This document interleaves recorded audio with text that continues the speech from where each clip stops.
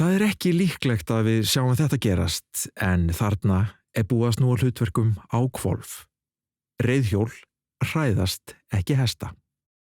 En hestar geta hræðst til dæmis fólk á reiðhjólum, gangandi, skíðandi, hlaupandi og svo framvegis, svo ekki sé talað móturhjól og bíla. Hestar eru flóttadýr. Það innbyggt í þá að flýja alla mögulega hættu sem getur virst okkur lítilvæg eða engin.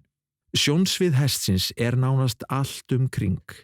Því getur viðbragð hans verið óvænt og hættulegt. Gætum þess að vera ekki á reiðstígum nema á hesti. Notum gangstíga, ekki reiðstíga fyrir gönguferðir, skokk og hjólreiðar. Og ekki breytast í hættulegan smala þegar þú ert úti að hlaupa. Þar sem leiðir hestafólks og annarra skarast þarf sérstaka aðgæslu þar sem hæð, beygja, gróður eða byggingar geta byrt okkur sýn á, já, mögulega hestinn. Leifum hestinum að sjá okkur tímalega, komum honum ekki á óvart. Honum getur brugðið. Snöggt viðbragð, vélarhljóð, hróp, flaut og fleira getur hrætt hestinn.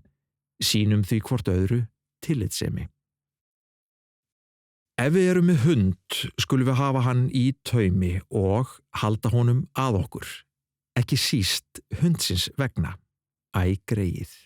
Þegar bíl eða öðru ökutæki ekki nálægt hesti eða hestum á ferð, þarf ökumaður að muna að hesturinn getur hræðst stór eða smá tæki sem í hans augum geta verið ógnvekjandi.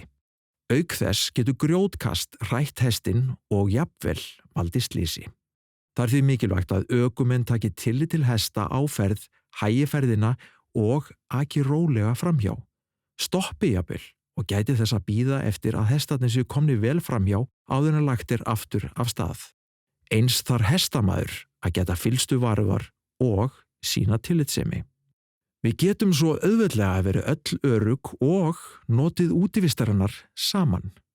Góða ferð.